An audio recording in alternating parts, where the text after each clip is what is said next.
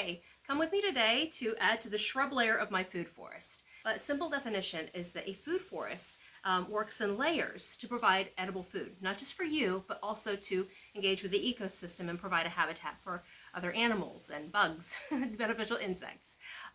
So the food forest would be comprised of an overstory or canopy layer, an understory layer, or lower trees, and then a shrub layer, which we are going to do today. It's going to be a root layer, a vine layer, and a ground layer.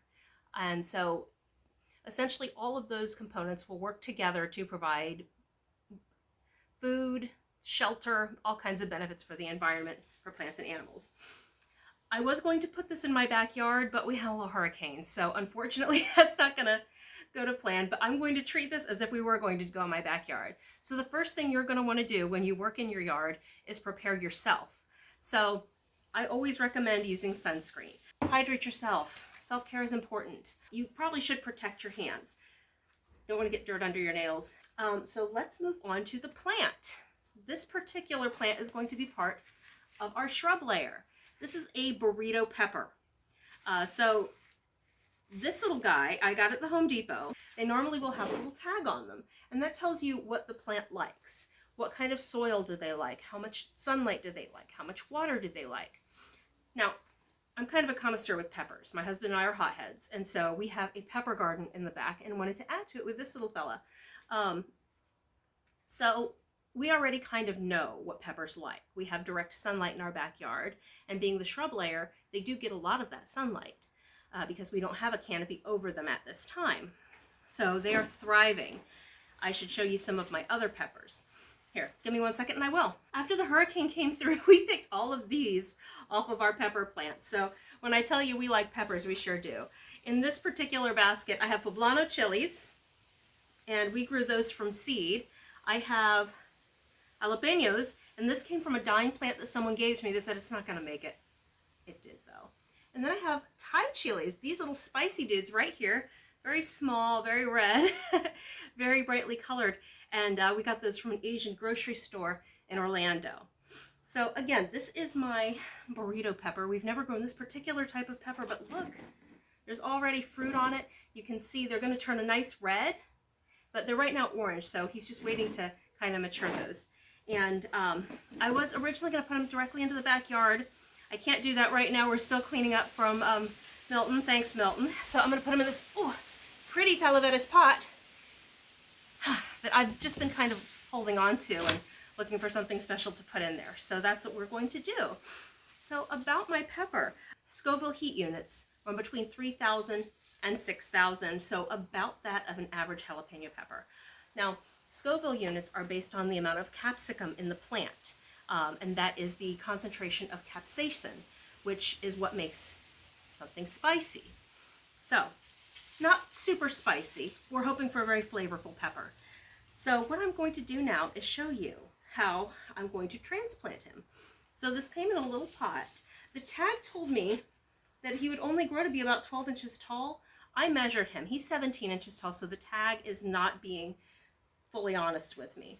Honestly, with peppers like this, if you put them in a place where they can grow and thrive, they'll get as big as they want. That's what we're hoping here. So first things first, I'm going to take him out of the old pot. All right, we're going to very gently grab him by the base here, loosen him up, make sure there are no roots poking through because that'll hold him down, and then gently ease him out.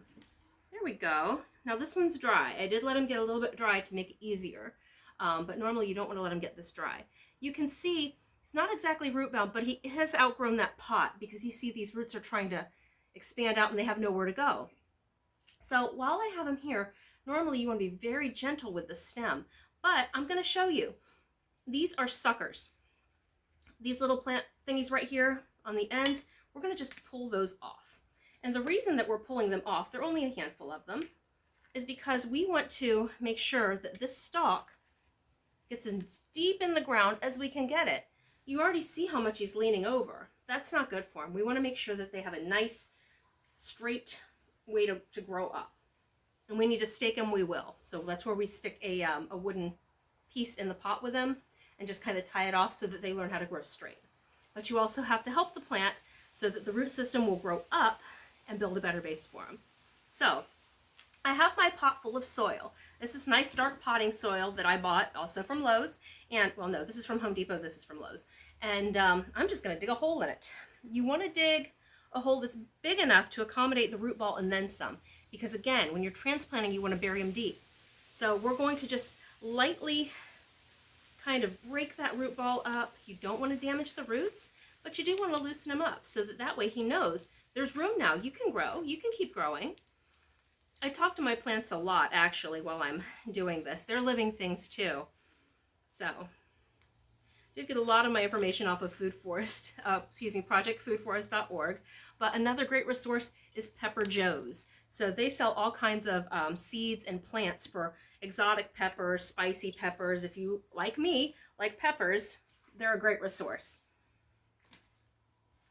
I think it's important, too, to show you that you don't need a yard to grow plants. You can grow in pots. That's perfectly fine. This fellow will probably be in this pot for another 6 to 12 months before he needs to be fully transported in the ground or transplanted in the ground. So if you have room for a pot, you likely have room to grow plants. Grow your own food, grow your own herbs. I like peppers, tomatoes.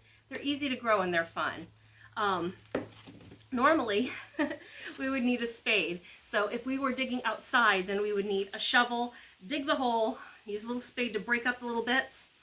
But that's again why I recommend gloves, because you are going to get your hands in there. You're going to get dirty. So just cover as much of yourself as you can. All right. So now that this is done, I'm going to water him and then put him outside in direct sunlight. And it's just that simple. Just make sure you keep an eye on your plant. Keep in mind that if they're in a pot, they will dry out faster than if they're in the dirt. So over the next couple weeks, make sure you keep them watered. Water yourself too. Hydration is important. Now get out there and see what you can grow.